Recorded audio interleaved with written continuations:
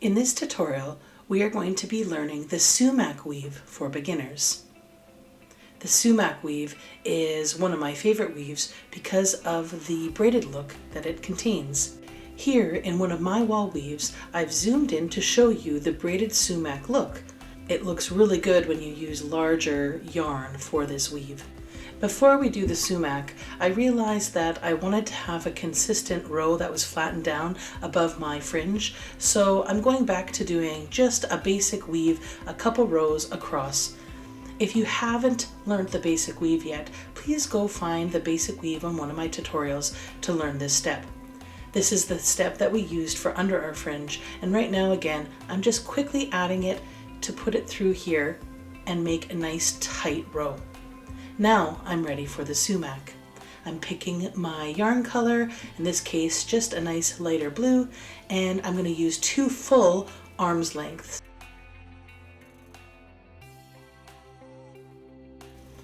Now to create the Soumak, I'm going to create a loop and start on the left hand side using 2 of my warp strings. I'm going to take the loop, and one side is the longer part of my yarn and the other one is shorter, and I'm just going to pass the yarn through the loop that I make. Here, I'm going to do it a little bit slower for you. I'm going to take that loop, pass it under the 2 warp strings, open up the loop, and then I'm going to just grab the string like so and pull all the string through. Once I've done that, I'll just slowly tighten it, and that little small string can just be tucked under somewhere later or woven in to hide it when I'm done. Okay, now we're going to use the larger string, and this longer part of the string or yarn is going to be what we use to make our Soumak. But first, there's too much of it, so I'm going to wrap it around my fingers in 2 directions to create a bulge that I can work with, because it just gets too much to pass through. I might have to do this a couple times. Sometimes it unravels as I work. So here you can see now I've got it. Look, I'm going to be moving it in and out of the warp strings to create my Soumak. Let's begin. This is working from left to right. We're going to go in that same angle. We're going to grab the next 2 warp strings beside it and keep moving along. And we're going to go over the warp strings and then underneath. So I'm going to grab it and pull it underneath the warp string.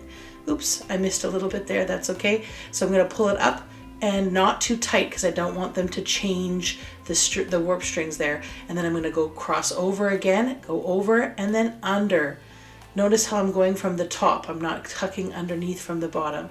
So I'm going to continue to do this, and I'll go slowly in my tutorial here so that you can see. So again, crossing over, grabbing the next 2 warp strings, and then tucking my yarn underneath.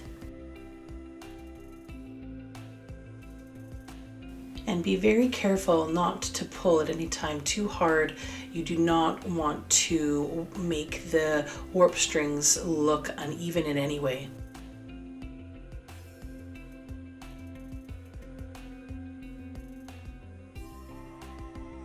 And once you get to the end, it's really important that at the end of the row, you can see it's finished off. You're going to go loop around one more time on that final row.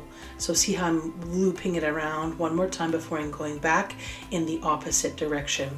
And now we're changing our angle to the left. Now your weft yarn, which is in your hand, is going to be in that angle, and you're still going to go over and under in that direction. And you can see that here. So here, let's go again. We're going to pick up the 2 warp strings, and then with the weft yarn in your hand, you're going to go over and then under, going from that direction, and then pull it down slowly. And you can start to see the braided design happening already in this piece. So we're going to continue that all the way across to the other side.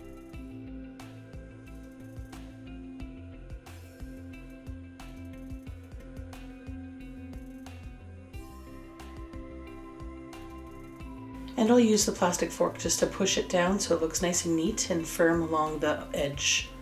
That last piece can go around one more time and looped around. You can cut your piece and then eventually just tuck it or weave it in. You won't see it in your whole design after. You can weave it between. I'm just using a basic weave for the first couple of warp lines or warp string. And there you have it. This is how you do the sumac weave, the basic sumac weave on a cardboard loom.